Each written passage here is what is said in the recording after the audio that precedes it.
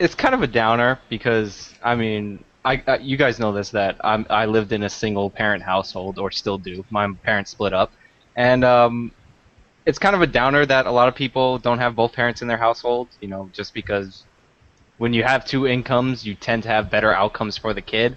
But it's a good thing, those numbers, that people are more accepting of single moms and there's not that negative stigma. Because my mom worked really hard and, like, why? There's no reason to go out of your way to be a dick to her. Well, you see, there's that. It's a demonization thing. It's like, well, there's something deficient with you, and even if there's not, even if there's like a positive attitude, oh, you work so hard, oh, you do so much. There's still that. It's just too bad that they don't have a mother and a father, or it's just too bad that you don't have the help of having another parent in the house. I get tired of hearing that, honestly, because even though it might come from good intentions or good feelings or whatever, I don't feel disadvantaged. I feel an enormous weight of responsibility, but I feel that I don't feel like other people do. I feel like it has caused me or even forced me actually to grow and develop as a person, and I consider myself lucky.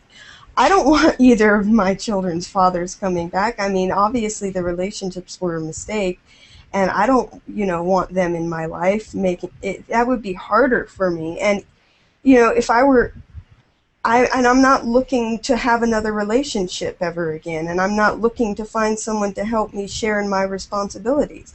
I just want a better working, better functioning society wherein I can get a good education in something and seek a career of my own and not have to lean on someone else. I think it's a sad sentiment, not that there are 40% of households that depend on the woman for the income, but so many of that 40% are below poverty level. And that's really kind of sad in my opinion. That's the sad part to me. Yeah, it really speaks to how we as a society treat these single mothers. But Daniel, I want to go to you and get your reaction before we open it up. Well, there's different factions and different aspects in this different layers of this cake of the cube in which you described. One is you have to understand that why are also you have to deal with the fact of these single mothers with the fathers walking out, which is carries an economic disadvantage. But even when you have a two-parent household, the reason why women are the primary breadwinners is because a lot more women are more open to seeking out more knowledge.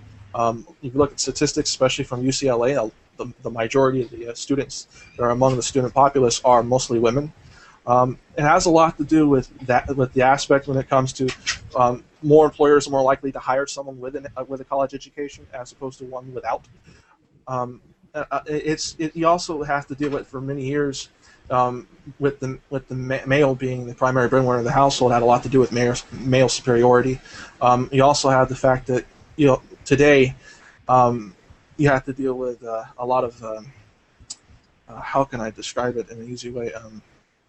Male immaturity as well. There are some men out there that are rather lazy that don't rather sit on their ass and don't mind the other half being the breadwinner of the household. There's many different factions, and it has a lot to do with who the individual is in the situation. But as far as on a mass scale, I think it has a lot to do with women are most likely to be the ones to seek out the better education, more likely to try and better themselves.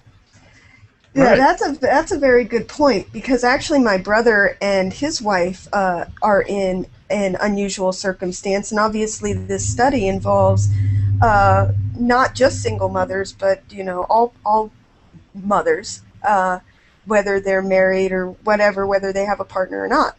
And my brother stays at home. He works at night, but it's like a part-time job. But during the day, he stays at home and takes care of his son, and it's his wife that is. She works at home from the computer as tech support for, I think, AT&T, and she has to be in an office in an enclosed space, so it's like she's away from home. So he's the primary, kind of stay-at-home caregiver of their son, while she's the primary breadwinner and brings in most of the income.